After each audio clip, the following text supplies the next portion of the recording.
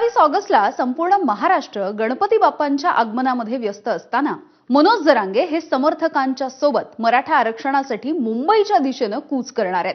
बीडमधल्या संपूर्ण सभेमध्ये मनोज जरांगे पाटील यांचा रोख मुख्यमंत्री देवेंद्र फडणवीस यांच्यावरती होता। मुंबईमध्ये पोहोचल्याच्या नंतर आपल्यामध्ये फूट पाडण्यासाठी सरकारच डावपेच आखू शकतं अशी शंका सुद्धा आज जरांगेंनी बोलून दाखवली आहे। याचा आढावा घेणारा हा विशेष रिपोर्ट।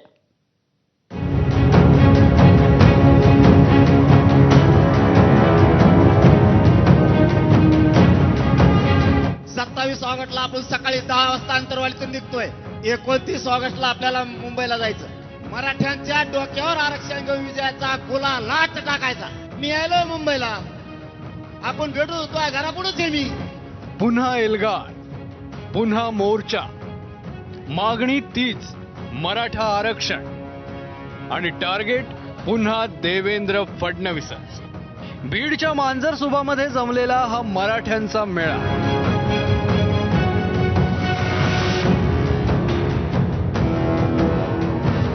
याच मेळाव्यात मराठा आंदोलक मनोज जरांगे पाटलांनी पुन्हा एकदा मराठा आरक्षणाची मागणी लावून धरत थेट चलो मुंबईचा नारा दिला। 29 ऑगस्टला आपल्याला मुंबईला जायचं। 27 ऑगस्टला आपण सकाळी 10 वाजता अंतरवालीतून निघतोय। मुंबईला सगळ्यांनी शांततेत जायचंय। आरक्षण घेऊन येताना शांततेत आपण आपल्या घरी यायचं। माझ्या समाजाची खाली मान होईल असं एकही पाऊल मराठ्यांच्या पोराने उचलायचं नाही।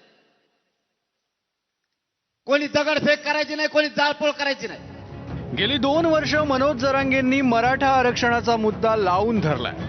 जालन्याच्या अंतरवाली सराटीतली त्यांची उपोषणं देशाचं लक्ष वेधून घेणारी ठरली।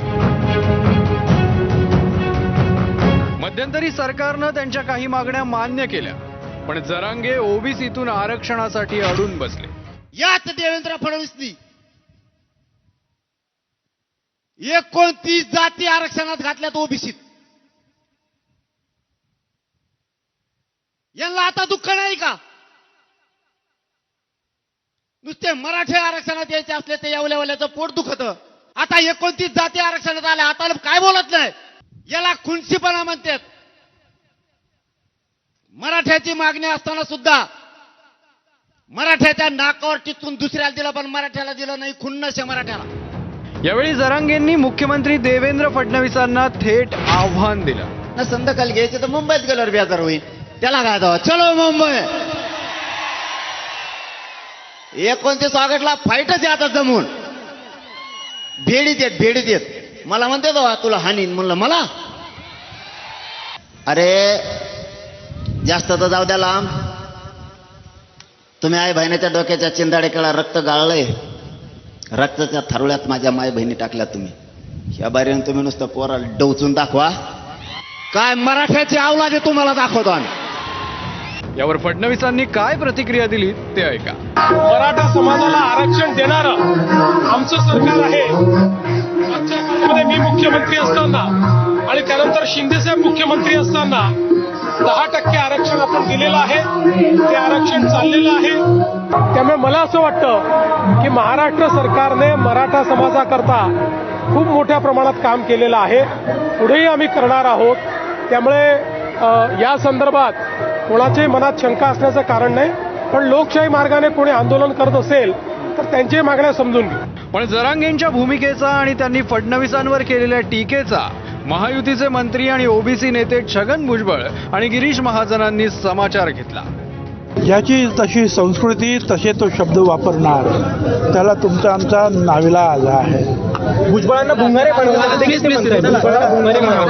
मी सांगितलं ना, ज्याची जशी संस्कृती तसे त्यांचे बोल असतात। फडणवीस खुनशी आहे, मराठ्यांकडून खुन्नस काढते असं देखील म्हणता येते। अहो सगळे त्यांनी 10% तुम्हाला आरक्षण आम्ही सगळ्यांना दिलं त्यांना। मराठा समाजाला पहिल्यांदा न्याय देण्याचं काम माननीय देवेंद्रजींनी केलं, हे सर्व आपण इतक्या वर्षामध्ये बघितलेलं आहे। आणि असं असताना कोणी काही बोलावं, कुणाबद्दल आपण बोलतोय थोडं बात सगळ्यांनी ठेवलं पाहिजे। त्यांनी भुजबळ इतक्या वर्षामध्ये आपली मागणी असताना इथे कुठे आपल्याला पत्रामध्ये कुठल्याही सरकारने, पूर्वीच्या काँग्रेस सरकारने आपल्याबद्दल काही टाकलेलं नाही, काही दिलेलं नाही। 27 ऑगस्टला राज्यभरात गणरायाचं आगमन होणार आहे. पण याच दिवशी जरांगेंनी आंदोलनाचा मुहूर्त ठेवलाय. यात दुसरी पार्श्वभूमी ही की लोकसभा आणि विधानसभेआधीही जरांगेंनी अशाच प्रकारे आंदोलनाचं अस्त्र उपसलं होतं आणि आता स्थानिक स्वराज्य संस्थांच्या निवडणुकांआधी जरांगे आंदोलन करणार आहेत. जरांगेंचा मोर्चा आणि निवडणुकीचं टायमिंग हा निव्वळ योगायोग समजावा की आणखी काही? विकास माने, ABP माझा, बीड.